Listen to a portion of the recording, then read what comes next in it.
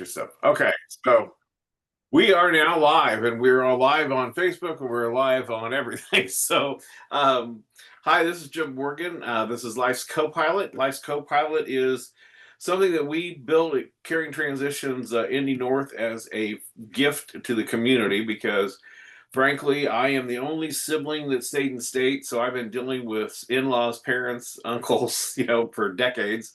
And the one thing I realize is it's so hard to get good, solid, true information about what services and programs are for seniors. And when I got into Caring Transition and started meeting all these different senior service providers, I got mad and we created a Lex Copilot to get more information out to you guys for free. So tonight we have something pretty exciting. We have Rich Slater, second generation elder law attorney, okay, from Carmel, who will be explaining to us. Let's see what you have to say. Basically, some scam alerts, tips to identify and protect yourself and your loved ones. So, Rich, I want to let you introduce yourself and tell us what you want to talk about. Well, thanks, Jim. Yeah. As you said, my name's Rich Slater, and I'm part of Slater Law Office, which is in Carmel. We're an elder law firm. I joined the firm in 2009. My father started it in 1991. And for a little bit, my mother was involved for about 10 years as well. So she handled kind of our supplemental needs trusts and disability cases. Um, yeah, so now we're in 2025. My father's maybe starting to retire. I don't know if I'll ever get him all the way out the door, but I will be here for at least another 25 or 30 years. So we've got some continuity to keep Slater Law Office going. Part of elder law is that, we focus on estate planning, wills, trusts, POAs. We do some guardianship work for those who don't have POAs.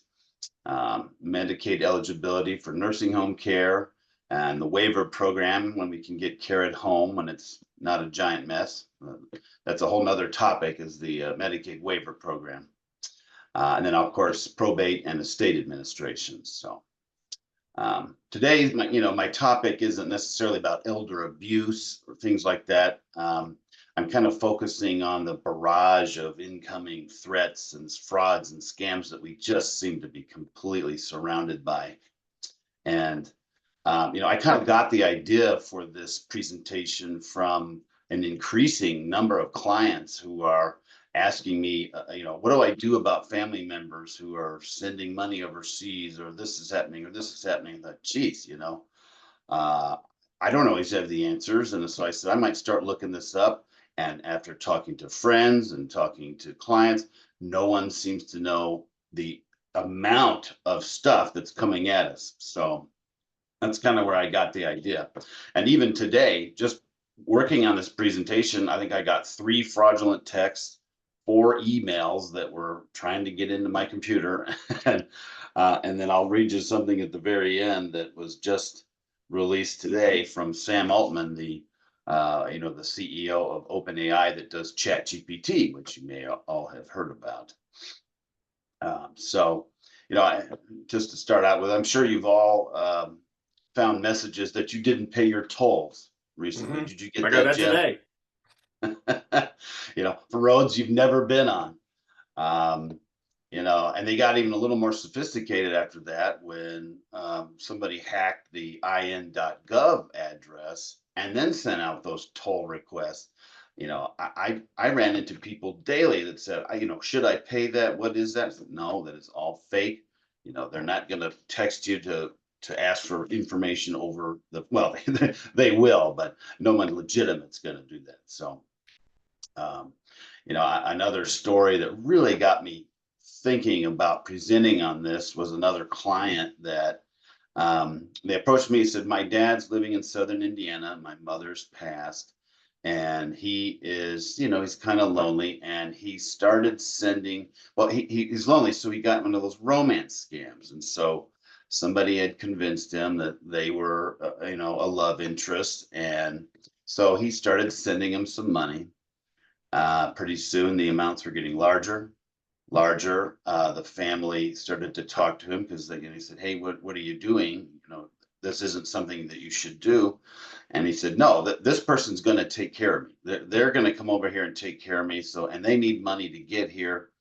So by the time he had exhausted his retirement of $400,000, Oh, he was still so desperate to send that person more money that he went and borrowed another $50,000 from a group of friends that, of course, he's not able to pay back.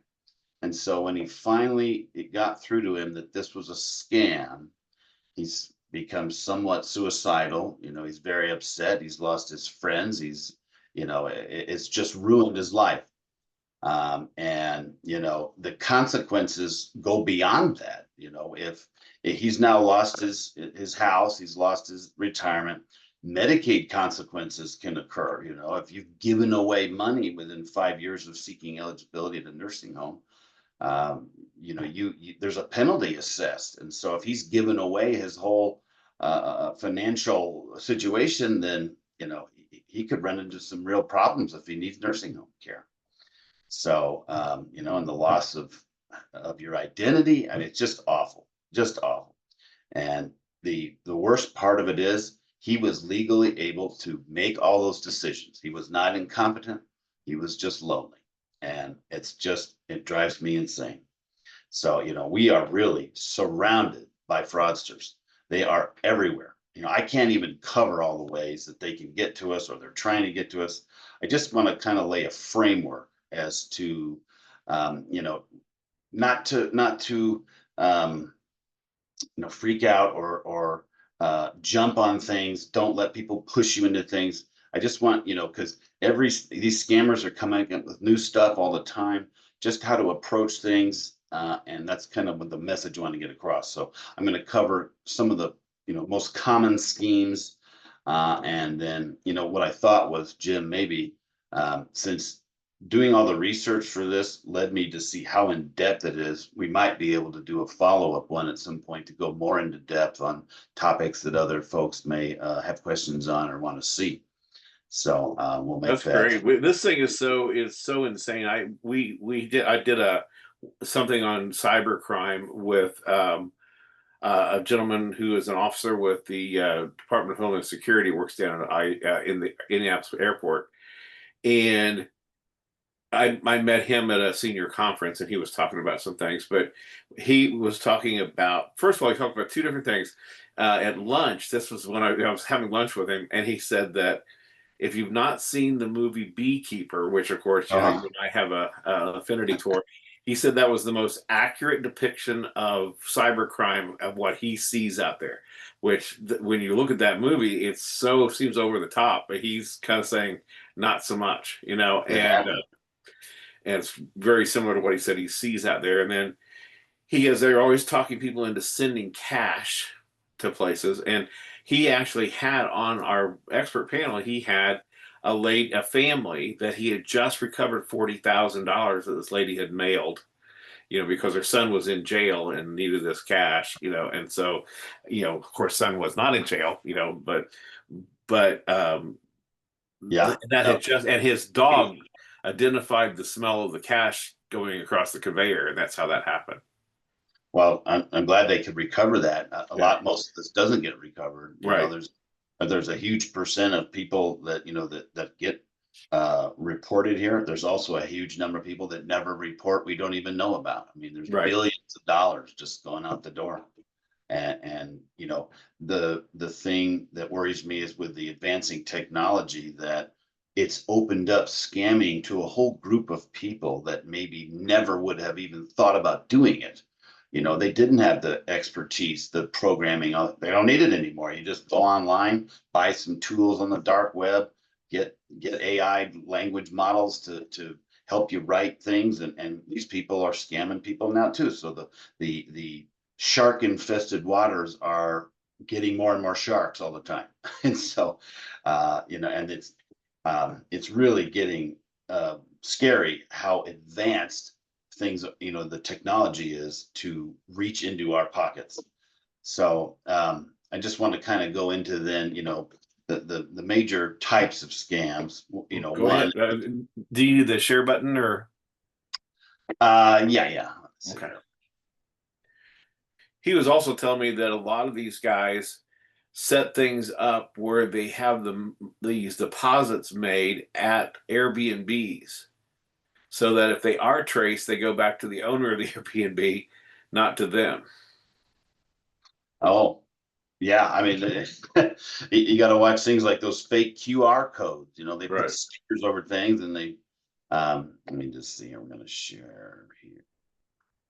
All right, let me see if I can make this whole screen.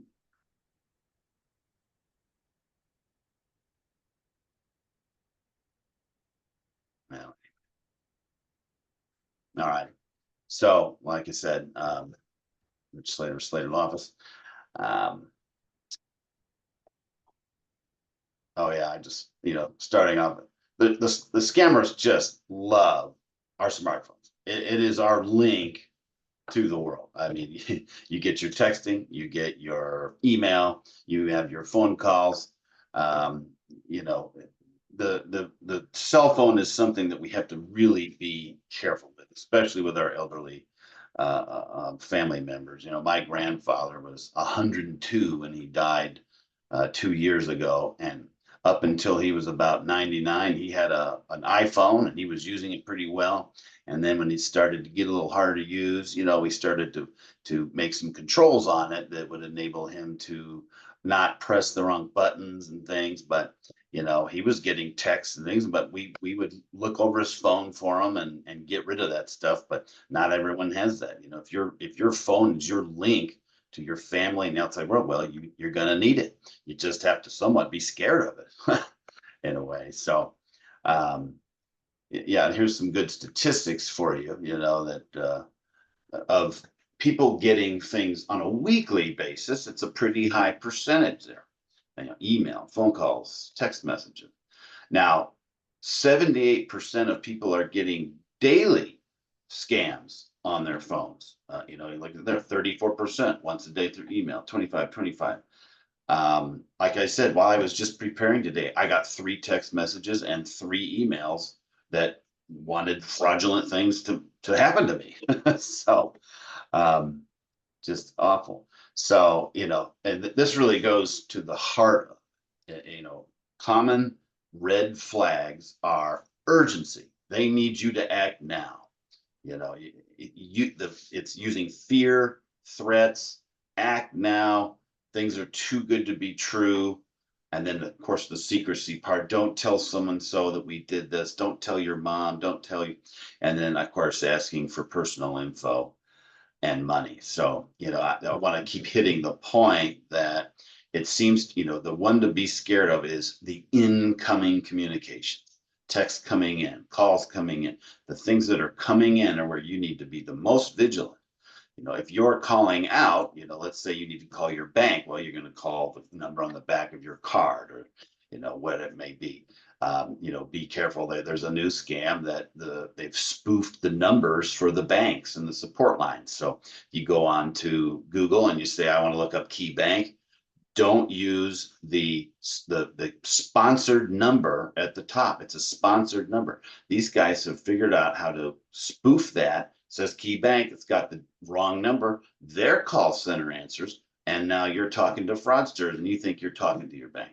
So you always go to the non-sponsored results or the number on the back of your card if you need to call. Okay, so number one scam of things is our government imposter scams. Callers are going to be from Medicare, they're going to be from the IRS, Social Security Administration. What they're going to tell you you haven't paid your taxes.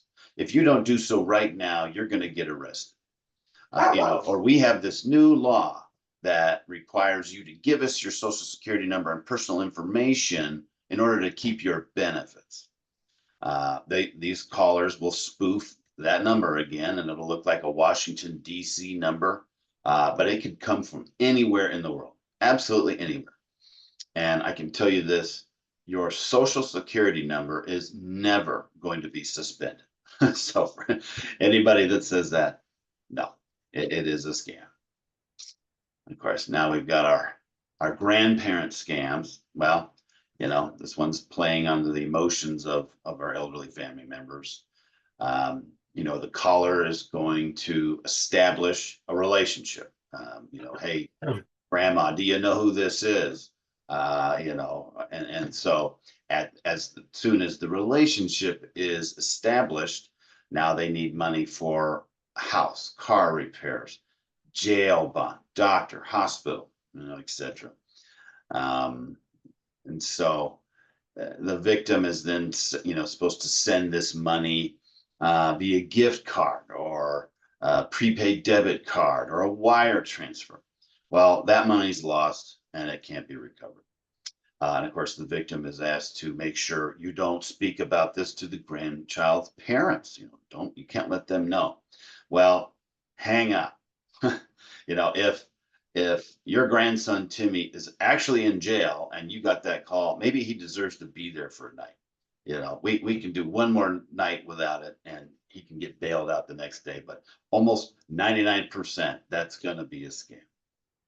So I've had some people try to deal with that by if you don't hang up and say you're compelled to listen, then say, what's your sister's name? What's your aunt's name? Maybe some information a scammer is not privy to in your family. I recently, just 2 weeks ago, had a family say that their mom got a voice sounded just like her grandson's. He asked for bail money, so she hung up after she said their family password. I don't remember what it was. It was easy to remember, but she said something about that, and the scammer didn't know it, so she hung up. Then called her family members, and they said, "No, he is not in jail. He's at home. You did the right thing." So she got away with it because they had planned ahead. So things like that are a way to combat people that may know some things off the internet that don't know personal family things. So, just to help. I hear they're using AI now to copy the voices and stuff. Yeah, they can spoof your voice. In fact, I got something for you here.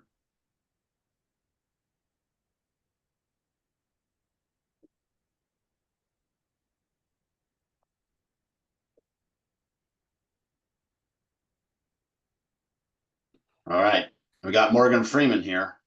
This is not Morgan Freeman. I am not Morgan Freeman. And what you see is not real.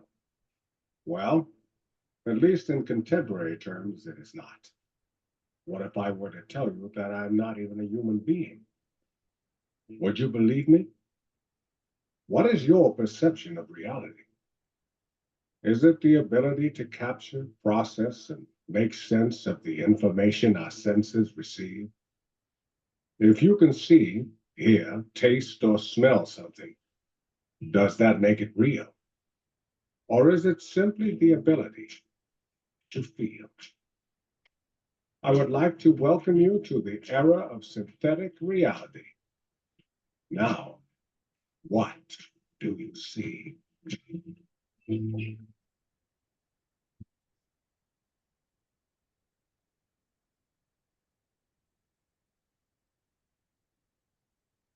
So there's that video is 3 years old. That's already 3 years old. That perfect representation of Morgan Freeman. And now they can do it. And it took that guy, I guess, I don't know, a day or so to make that. You can do it now in 10 minutes, and they'll sound just like him. They'll look just like him. I don't know what we're gonna do when it gets even more mainstream. It's scary.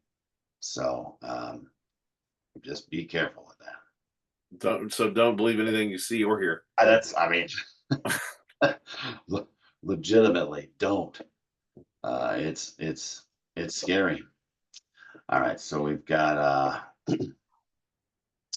so the last thing I want to say on that, I have one other example on that grandparent scam. I had a meeting with a group that helps seniors, and they said that one of their residents was sending gift cards away, and so they found out about it and said, "Okay, where are you sending this?" And so they they tracked down, it was somebody from Indianapolis sending it to a PO box in Tennessee. So they set up a watch on it, and pretty soon this elderly lady comes up, opens the box, takes the little package out, then sticks it into a new package, and then goes to put it into the mail. So they stopped her and said, "What are you doing? Why are you doing this?" She said, "Well, I don't know where it's from or where it's going. I just know they told me that they have got some really bad information on me that they're going to release to my family and friends. So if I don't do this, they're all going to find out about it, and I'm scared." And so that was that from that PO box was going to go to like 3 or 4 others, and then finally make its way out of the country. So, you know, we could go on all day with the amount of examples and stories and things that are happening, but these are just the ones that have personally come to me in the last few weeks. Have you seen any of the videos that this guy that does glitter bombs to these people? Yeah. This guy goes Yeah. after these scammers and he sets them up with bombs, that blow glitter all over them and their Love it. house, their apartment, their cars, and whatever. Love it. Yep. Open it up and have a big surprise in your face if they're trying to steal your stuff. Yeah. Absolutely. Um, Something I'm not going to get into too much, but of course, there's plenty of Medicare scams out there. You're going to get a call from a Medicare rep that you're now eligible for additional medical services and equipment, like a new wheelchair, a power scooter, portable O2 tanks. But in order to receive those benefits, all you must do is confirm your Medicare beneficiary identification number, and of course, some other information, personal information. Well, the fraudster's then going to take that, bill Medicare for services and supplies that you never received. So, always review your Medicare summary notices from CMS. Verify that you've received the listed services. And if not, we need to reach out to the appropriate authorities and let them know. I've got some places to do that a bit later in the presentation. But and just as a side note, if you do have any questions on Medicare, a really great resource is the Indiana State Health Insurance Assistance Program. They call it SHIP, and they provide free, impartial information. It's staffed by volunteers, and they help consumers make decisions regarding health insurance options related to Medicare. So, they strive to be wise with consumers and get the most value out of your Medicare health insurance. So keep that in mind. If you have any questions on that, go to SHIP. Just look up Indiana SHIP, SHIP. Of course, now we've got some computer tech support scams. These are going to take advantage of the lack of expertise that maybe many of our seniors have, or other people in general. You're going to get a pop-up on your computer or your cell phone that your device is compromised and you need repair. You're instructed to call a support number. And then the fraudster says, well, we need remote access to your device, and then they quote a fee to repair. And so now, unfortunately, once they have access to your device, they are going to take your personal information and install malware. They'll lock your computer, they'll deny you access to your programs or files unless you pay. But now you're also ripe for identity theft because they've taken off with your information. So, I see that a lot, just roaming the internet, that pops up. So, make sure you use a good virus scanner or web security program like Gaffney Norton. Certain ones can help with that, but just try not to go on websites that as soon as you see pop-ups like that, it might not be a good one to go to. So I got caught on one the other day, been a few months ago, but it was like this unbelievably great sale on a piece of an equipment. And it looked like it was from Tractor Supply. All the logos, this was on Facebook. And I went ahead and did it. And then I saw when I got the receipt that it was not Tractor Supply. So I ended up going in and canceling my card, or turned my card off, and then canceled it the next day. it turns out I didn't, I didn't, it was just a small amount of money. So I didn't even care if I lost it. I just didn't want them having access to my, Yeah, using it for other things, yeah. so absolutely, you did the right thing. You looked at your receipt, you saw that it was like not quite the same. These people spoof little companies with a few letters they're different, or they add a weird extension on the end, still says Bank of America .gam or something. What is Sometimes that? they'll use a different at or a different a, or from a different like font. Yeah. Oh Yeah. yeah. Of course, you always see those emails, XO30543@gmail.asia. What? Yeah. No, never. Don't ever click on that. Never. So now we've got some, of course, the sweepstakes and lottery scams. I'm getting more people asking about this one because you've received the message that you have just won your lottery money or a sweepstakes, and well, a check has been mailed to you. But once you receive that check, we're going to need you to remit back to us the taxes and some fees. So you get this check. This is what happened. You get this check. You put it in your account balance goes up, and then you say, okay, well, that looks good. So you send back this fee of taxes, and then a few days later, that check bounces, and they take that out of your account, except the money that you sent is already gone. So you not only have you not won anything, you've lost. So anybody's going to send you a check, it's fraud. Don't cash it. Turn it into the bank.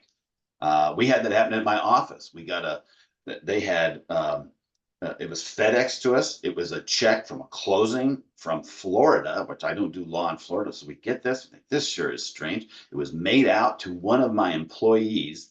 And she's like, well, I really could use that. I said, no, we are not going to. So we turned that in the bank. Turned out that somebody down in this bank in Florida, an actual employee, was able to use the official stuff. That's why it looks so good.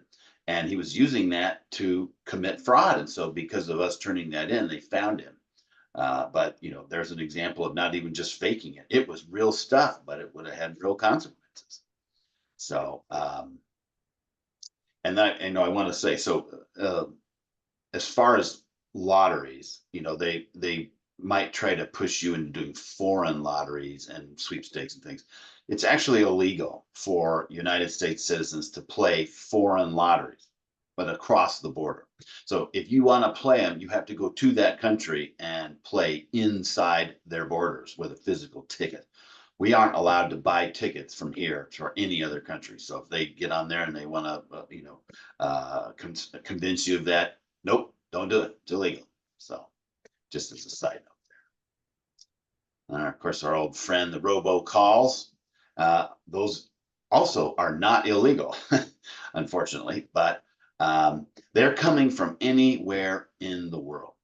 We all get calls for doctor's appointment reminders, charities requesting donations, debt collectors, candidates running for office, flight cancellation, whatever it may be.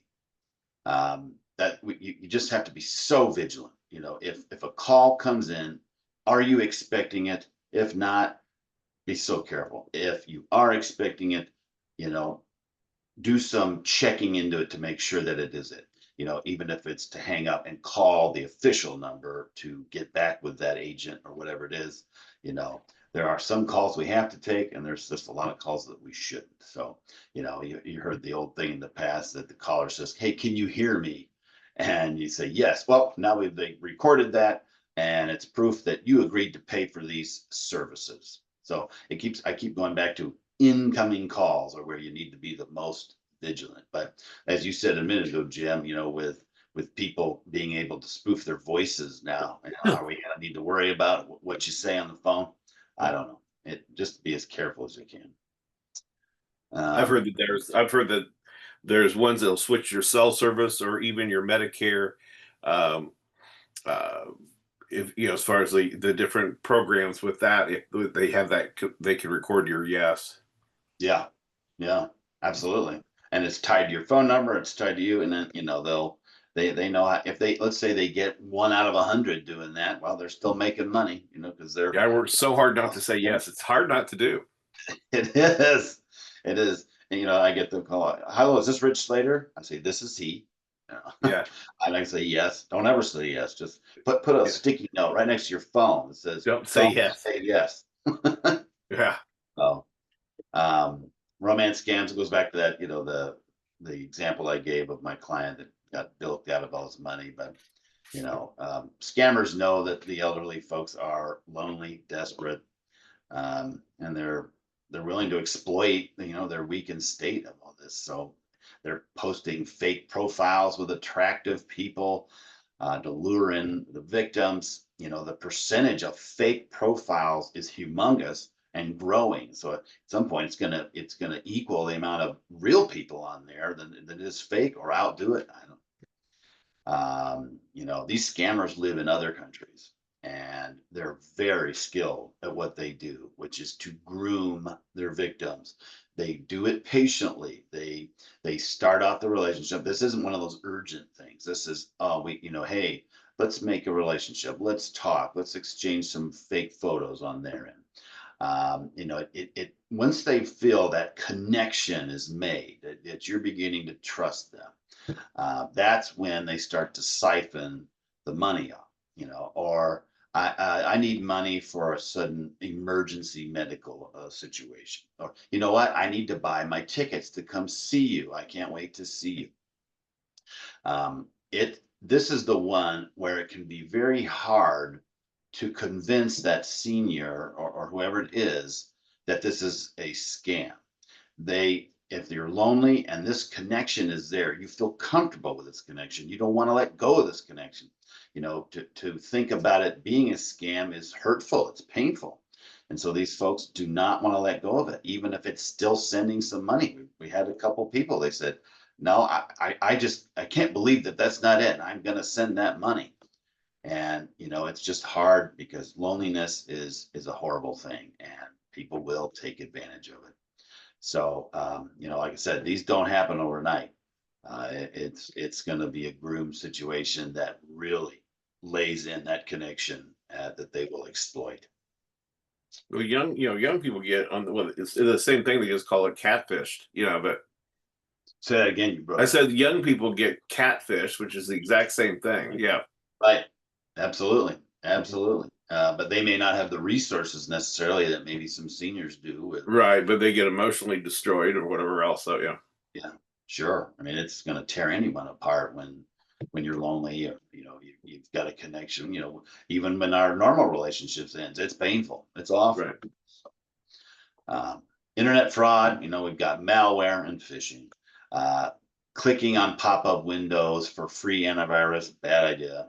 It just lets them into your computer. You're going to lose your identity information and financial stuff. Phishing, it's the fraudulent process of sending emails from what are supposed to be reputable entities, government agencies, banks, credit card companies. Those are designed to induce you to reveal your personal information, bank account numbers, credit card numbers. They're getting very sophisticated. I received them from my own logo. I mean, I'll get an email. It's from Rich Slater, my logo. And I say, well, I obviously didn't send that to myself, but I'll go check my employees' computers, and sure enough, it'll be there. They know not to click on it, but they're grabbing, and I may not even be a big target. Law firms are starting to be, but imagine somebody's just taking a cursory little glance or set a bot to do that. If they got more sophisticated, it's just going to be even harder. So, most firms in the real estate industry, they've been doing it for years, where they go in and they copy almost the realtor's email address, the title company's address, the mortgage company's address, and all that kind of stuff. Almost, it's a little different. And then they send in that you need to send your deposit here, or your down payment here. And when I was managing, a real estate office, we were constantly on guard, and we had everybody keep on the bottom of the thing on the bottom of their email thing saying, don't ever answer, even if you think it's for me or for the, there's a process of doing this. And we had one client that lost $40,000 to that thing.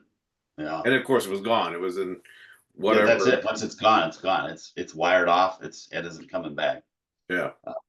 I just last example, I was working with my father recently on a bond transfer for a client, and he so he's working with Wells Fargo, and I went over to help him with something, and I looked at the email, and I could see in the chain from the replies there was an email that was from my father to Wells Fargo that he'd never written.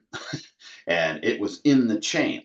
I still don't know how it got in there, but we shut all that down, changed all the passwords, did everything.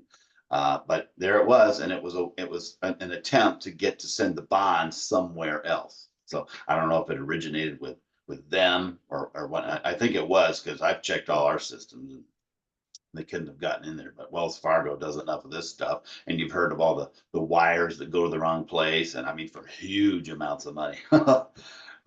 You got to watch out.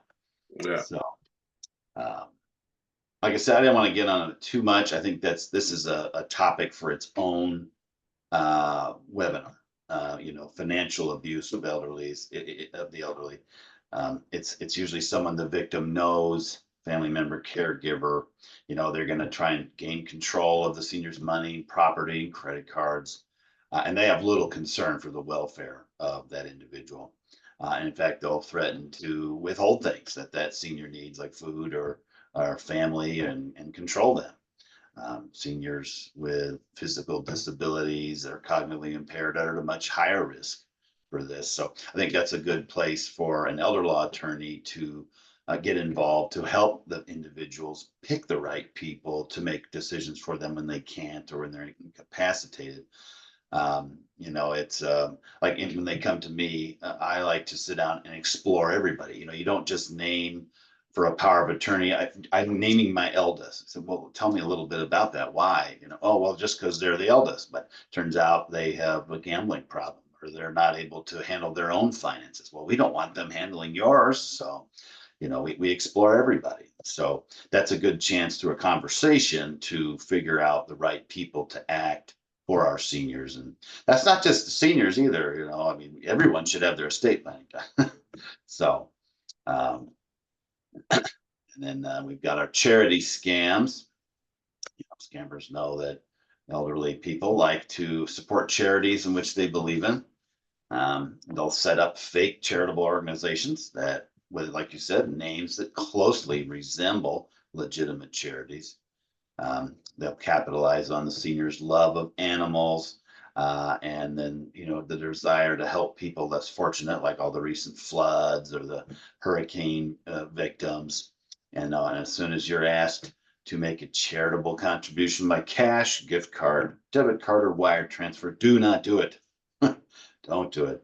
And if the solicitor says, hey, I'm going to come to your house and pick it up, nope, not allowed. Don't let them in. Don't answer the door. These are all signs that you're dealing with a scammer. And again, I go back to it again. It's incoming. This is all incoming stuff. It's a little more rare when you've made a phone call unless you've called the wrong number or something. These are all people reaching into your world, trying to get to you. And then I threw one together because I've heard people talking about it recently. It's like home repair contractors. Don't ever do business with someone who's showed up at your door. Don't ever pay up front for the whole job. Wait till it's done. Wait, make sure it's inspected. Did it get done right? Is this person, once they got their money, they're not coming back. Check that company with the Better Business Bureau and get everything in writing. So, everybody probably gets people at their door about windows and door, nope. You need to find a reputable company locally, and there's help to do that. So. Well, it's like, when we could do estate sales. I haven't done one in a long time because we try to talk people into doing online auctions, because the security level is much higher with that. Because we have, once nobody knows what the house is until they'll know what city it's in, or maybe what subdivision at the most, but then they don't know the house number until they've already purchased, at which time I got their name, their phone number, their email address, their credit card, their home address. So you're kind of limiting that. My mom got robbed because a neighbor was having a garage sale or estate sale, and they saw this little old lady with her King Charles Spaniel walking the dog, and they came to her door and said that she owed them money for the roof repairs they did. the police said that they believed it was gypsies out of Shelbyville that were causing these issues, but the one guy was able to get in the front door. Somebody else was trying to break in the back door at the same time so they could go in and ransack the place while they keep her busy. Somehow or another, mom talked them into taking a check. When they took the check to the bank, they were able to catch them because they got pictures of them. But Oh, I don't know how that worked out. But Hey, but at in least any you got case, so I'm hyper sensitive to that concept of just not letting people scout your house out. right. I mean, on that note, people will watch the paper for obituaries, and then they Hmm. know when the funeral is, so they know that house will be empty because it lists the family members, and so people get robbed doing that. That's happened multiple times. So it's unbelievable. So Yeah. um, like we said, the popular types of scams are romance, grandparents, lottery, phishing, reaching into your pocket. Um, let's see, and we've got the scammers are going to spoof caller ID, so you can't necessarily always rely on what your phone tells you. The fake websites and emails, make sure everything is spelled perfectly when you're going to go to a website, or if you've favorited it, that's a better way to do it. You're on the right site, use your favorites. And just, unless you're absolutely expecting an email from somebody with an attachment, don't open it. Just, either delete it or call that person, say, did you send me one? This has been happening a lot lately with law firms. I keep getting emails from other law firms that I don't do business with, and I say, this is strange. It looks legitimate. It's got a thing, and then within a day or two, I'll get an email. I've been hacked. Don't open that, because then they grab all of my email addresses and then Right. they're sending those out. So, the web gets bigger. So, what do you do to stay safe? Don't give up your personal info on calls. There shouldn't be a reason for that. Banks aren't going to ask you for that, unless you've called them and you're trying to fix a problem. Don't click on those links. Hang up on people and independently verify what is being said, what they're wanting. It's everyone says to use strong passwords. It really is a must. But I know it's hard for people because, you should have a different password for everything. Because let's say you use the same password in your email and you use that with Gmail or your email, whatever. If that gets hacked and you've used that in other sites, their bots are just running all over the internet, trying that information on anything that it can. And those bots, it doesn't take them any time at all to run around and check this stuff. So as soon as one is compromised, it can compromise everybody else. So multi-factor or two-factor authentication is a better way to protect yourself because it needs you to do a second level instead of just, let's say the password has been compromised. Maybe they don't have access to your text messages to get that, that code. And no one is ever going to ask you for that code. So if somebody calls it, I need the code that you just got, it's a scam. It's fraud. Do not do it. Yeah. So, but I do, a password manager is what I use. And so I've got a lot of logins. Each password is some crazy letter number, random thing. And I only have to know my one strong password, and then it does the rest. And so, it gets annoying, right? When you've taken the time, you've done your password. Now, 3 months later, it says, it's expired. You need to do a new one. Oh, geez. I got to come up with this new password. Well, if you've got a password manager, you can just say, click, change, boom, it's done. And you're more protected that way. So the one thing that I think you should do today is go freeze your credit. Go on Equifax, TransUnion, Experian. It's free. Go on there, and if you haven't logged in before, create the login, do this stuff, but freeze your credit. if you're not using it, there's no reason to have it wide open for someone else to possibly get into and start using it. You know, you should definitely review your credit reports. Creditkarma.com is a good, so creditkarma.com is a great website. Use that. And then, like I said, freeze your credit, get your credit reports. That website I've got there is Have I Been Pwned? And that is spelled right, PWNED. Check that out. Put your email in there, and you will find that if your email has been leaked or breached or anywhere, it's going to show up on Have I Been Pwned? And I put mine in there last week. I check it every now and then. I've got 11 breaches going back to 2012 where my information was leaked. And it tells you what was leaked. Was it your address? Was it your name, your phone number? It'll tell you what information's gotten out there. Now, on top of that, now that the information has been stolen, those people have sold it to other people. So if you see anything on there, it's out there, whatever it may be. And so take a look at that, www.haveibeenpwned.com.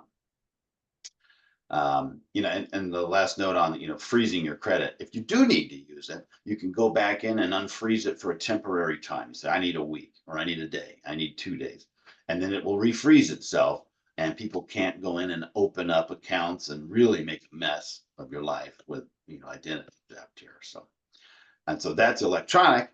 Buy a paper shredder. Don't throw things into the garbage like bills or, you know, things. Stick them in a shredder. It's really going to help protect you a lot more. And then, you know, instead of mailing things with checks or sensitive stuff in your mailbox, take it directly to the post office. You know, just stick it in their box, you know, or go inside and do that.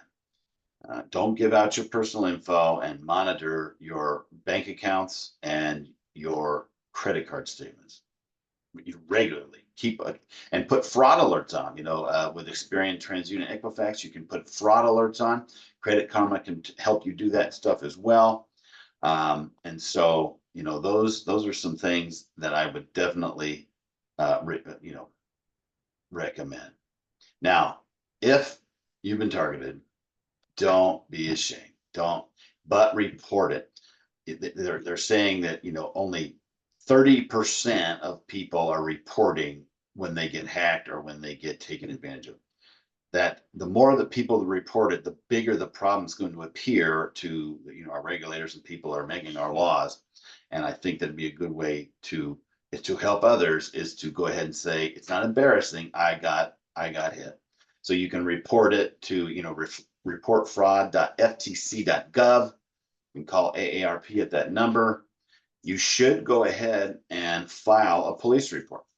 They're not going to do much for you, but the police report is something you'll need to go forward with, you know, fixing or clearing up the problems. So go ahead and make that police report. But, you know, you're helping others by speaking up. I want to show you, this is not a scam per se, but this little local records office mailer has been coming to my clients recently. So if I've done a deed for them to put their house in a trust, or we've done a transfer on death deed to avoid probate, things like that, after I've recorded it, this company here goes online, sees that it's been changed, and they send you this letter. Now, I blocked off my client's information, but that was her house, and it had the name of her trust. It had her name. It's got her year billed. It's got all this stuff on her house, and says, you know, you really should have a copy of your deed for this, and we can provide it to you for $127.50. And you've got to respond by July 11th. You know, you only got 2 weeks to respond. Oh, baloney.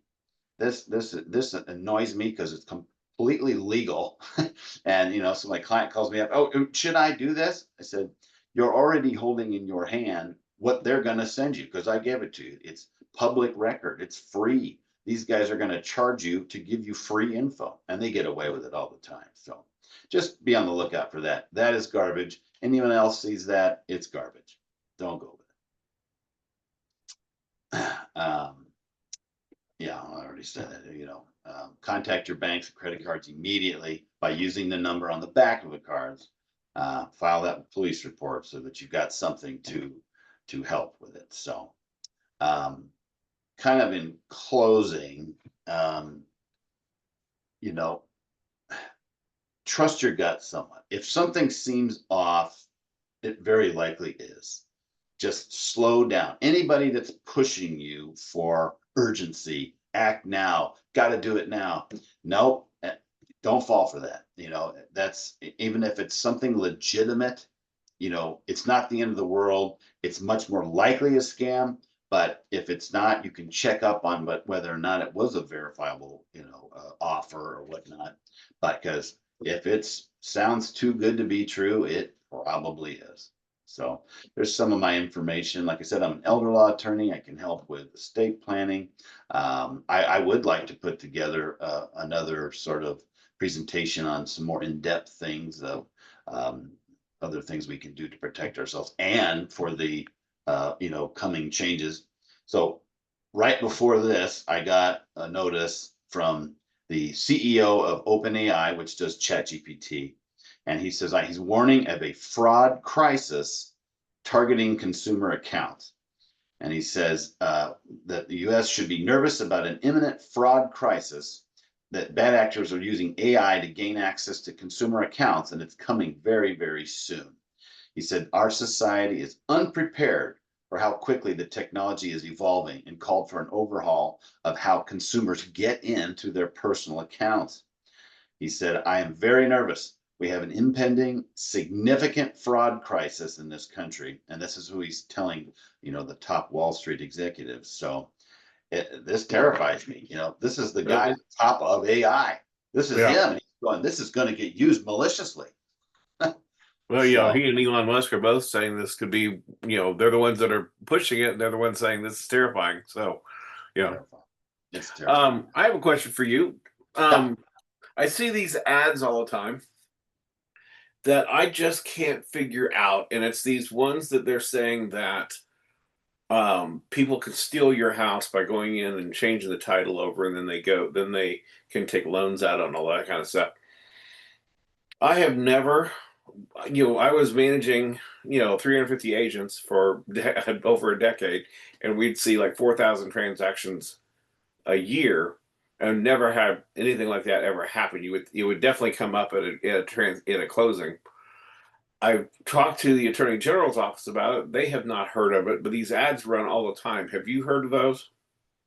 No, but in doing deed work and things, if people aren't doing warranty deeds, or they're doing, say, just a fake quit claim deed, and then they're, getting that recorded, and then they're trying to use that, that hasn't gone through the title process and title insurance and all that stuff.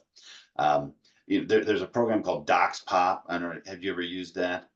No, but my point is these ads run constantly. I'm not sure that they're not scams. They're on TV. They're on, Part of that is, is it probably try and get you to sign up for some service to protect you or something, maybe. Right. But, I've heard that it has happened some. I haven't heard much of it around here. I mean, we're a title state here, so I don't know. Maybe if you're in a different state that doesn't have some of those different rules, I don't know. I think that may be some of the other states, because, like I said, I haven't run into it personally here. But in so doing all this, I can see how something could get faked to transfer things. Let's say, in the title of transfer, it goes on for a few years, and then, got bona fide purchasers for value that say, well, I was tricked into this. I bought it. Now the prior owner might be out. I mean, there's, like I said, I haven't heard of much around here, but. Well, I just say, in the job I had, the fact that I hadn't seen it makes me highly skeptical. So, yeah. And anything that's a service, they're going to sell you protection, probably somewhat scammy. I get them. We're going to protect your gas line from your house to the road for a big premium a month. What? Yeah. I don't know anybody who does that, but it's from the company themselves, so I guess it's legit, but, so. Well, I definitely I'm all on board on let's doing another one of these with some of the different financial things you're wanting to deal with too. So I think that'll be fun. Okay, well, thanks for having me on. Well, Appreciate thanks it. for coming. This was great. I'm looking forward to this was great. Well, I'll make a copy of this of course this is on our Facebook Live. Facebook now only lets the live presentation stay on for a month and then they scrub them. Okay, they used to leave them on forever, but now they scrub them. So there'll be a YouTube of this that will be there to replace it, shortly as well. I'll get you a copy of it as well. Okay, appreciate it. All All right. right, man. Thank you for sharing with us. All right, folks, All thank right. you. Take care. Bye-bye.